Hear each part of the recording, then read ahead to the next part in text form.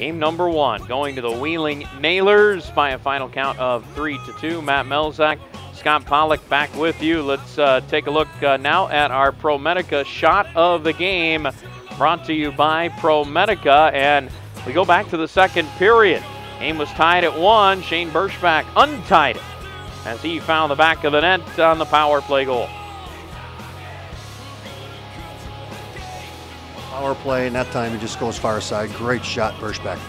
On again, Scott, this is one of those games, goes against basically what we saw a lot during the regular season. Wheeling able to hold it Toledo to just 2 goals.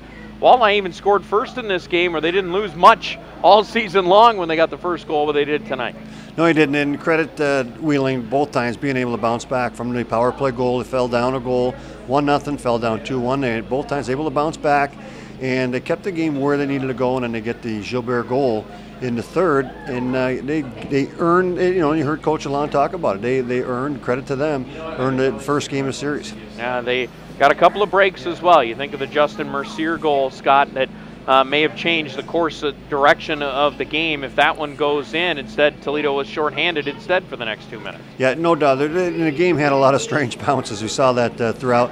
And, you know, there's a lot of active sticks on both teams, and pucks were in puck security, which, again, so key for Toledo and what they preach and what they're so good at throughout the year. Tonight, the puck just landed up in some negative areas, and Wheeling capitalized. Yeah, they certainly did. Let's take a look at the highlights from this game, Scott, and we'll go back to the first period.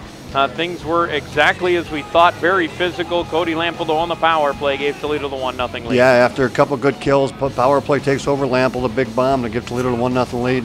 Then right back came Wheeling, however. Slowakowski got it down low. The centering pass from Gill right to Gilbert for the tip-in. Yeah, right back. It was a good answer by Wheeling. That would become the theme of the night. And it sure was. Into the second period we went. Again, more pressure. There's that goal we were talking about from Justin Mercier. Too many men on the ice call against Toledo, though. Yeah, Toledo thought they had the lead, but then they will get the lead there, and there's the Berschbach shot. Again, a great look off, finds the far side. Yep, gave Toledo the 2-1 lead at that point. Wheeling, as they did all night long, they would come back. Sahir Gill on the puck that bounces over Jeff Lerg and lands on the ice. That took us to the third period, tied at 2. Yeah, it did. And just, again, the crazy bounce gave him that lead. Lerg was strong early in the third. Not a lot of chances for either team in the third. Here you see the great pass in the power play. And just Stayskill just can't get it off quick enough to beat Belzise. Yeah, and then, you know what? There were a lot of chances for Toledo in that third period, Scott. Yeah, they started coming. You know, the great pass here off the good back check. Sends in Barnes. Just can't get it. A little stick up in the air, not called. Yeah, took one there in the face, but kept fighting through it, and then this is the play from David Gilbert. Yeah, Gilbert got the step there and was able to go forehand to backhand between the legs there to get the game winner. And it comes free. You see Toledo getting their chances there off the loose puck, but just not enough. They had the netminder pulled, some great chances at the end. Frankie Palazzi's made the stops that he needed to make. Yeah, he certainly did. And I think what Coach Alon talked about, you know, there just wasn't enough. There were some good chances, but just not enough, just not totally in sync throughout the entire game.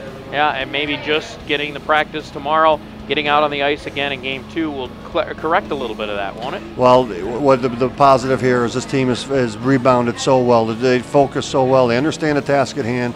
Watch for this team to really rebound well game 2. Yeah, they've done it all season long. Only one time during the regular season did they lose back-to-back games. They lost 3 in a row in early February. That's it.